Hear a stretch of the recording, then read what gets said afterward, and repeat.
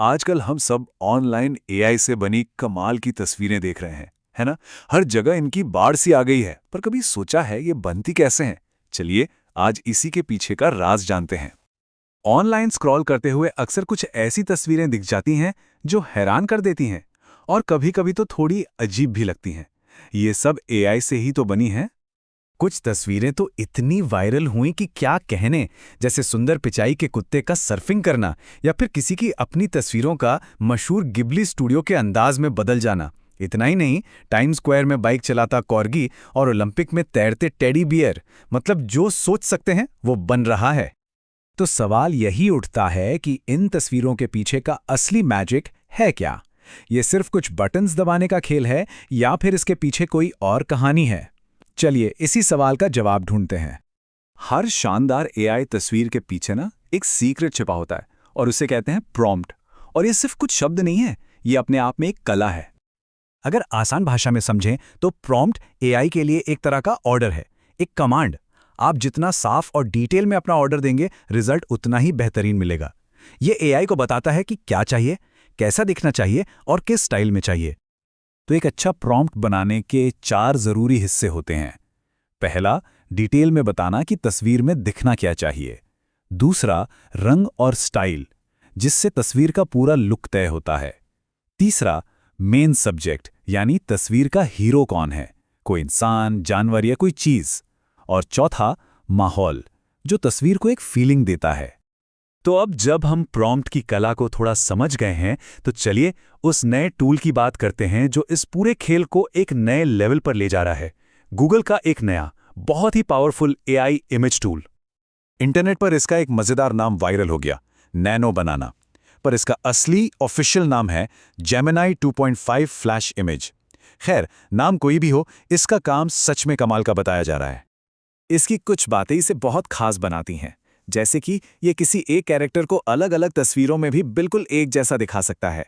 ये कई तस्वीरों को जोड़कर एक नई तस्वीर बना सकता है।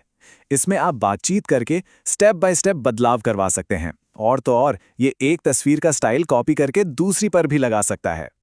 अब इन सब फीचर्स के बारे में सिर्फ बात करने से क्या होगा, इसे एक्शन में देखना ज्यादा मजेदार होगा।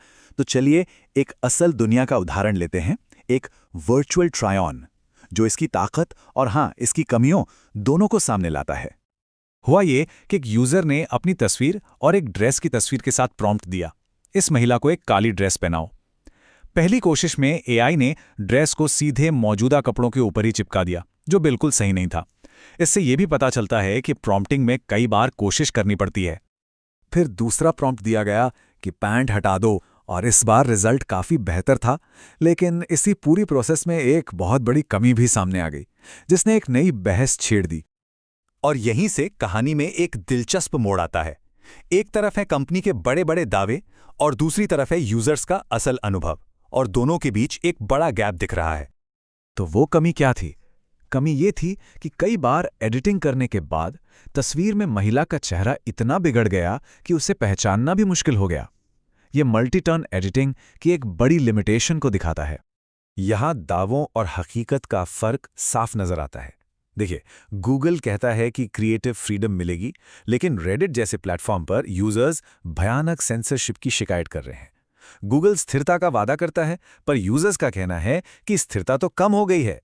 और जहां दावा है कि ये आसान कमांड समझता है, वहीं फीडबैक ये है कि नैनो बनाना प्रॉम्प्ट को नजरअंदाज कर देता है।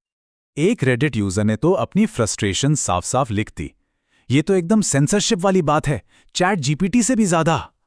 ये दिखाता है कि यूजर्स की उम्मीदें और असलियत में अभी कितना बड़ा फासला है।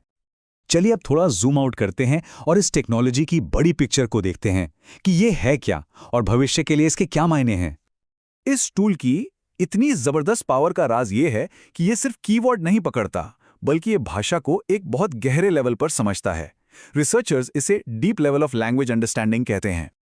लेकिन इतनी शक्ति के साथ कुछ चुनौतियां भी हैं।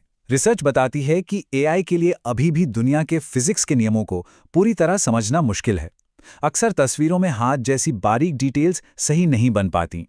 इसके अलावा बहुत लंबे और मुश्किल प्रॉम्प्ट्स को समझना और क्रिएटिविटी के साथ सेफ्टी नियमों का बैलेंस बनाना भी एक बड़ा चैलेंज है। और ये सारी बातें हमें एक बहुत ही बड़े और सोचने पर मजबूर करने वाले सवाल पर लाके खड़ा कर देती हैं। जब आर्टिफिशियल इंटेलिजेंस सिर्फ एक लाइन के कमांड पर कोई मास्टरपीस बना सकता है, तो फिर आने वाले वक्त में एक आर्टिस्ट होने का असली मतलब क्या रह जाएगा?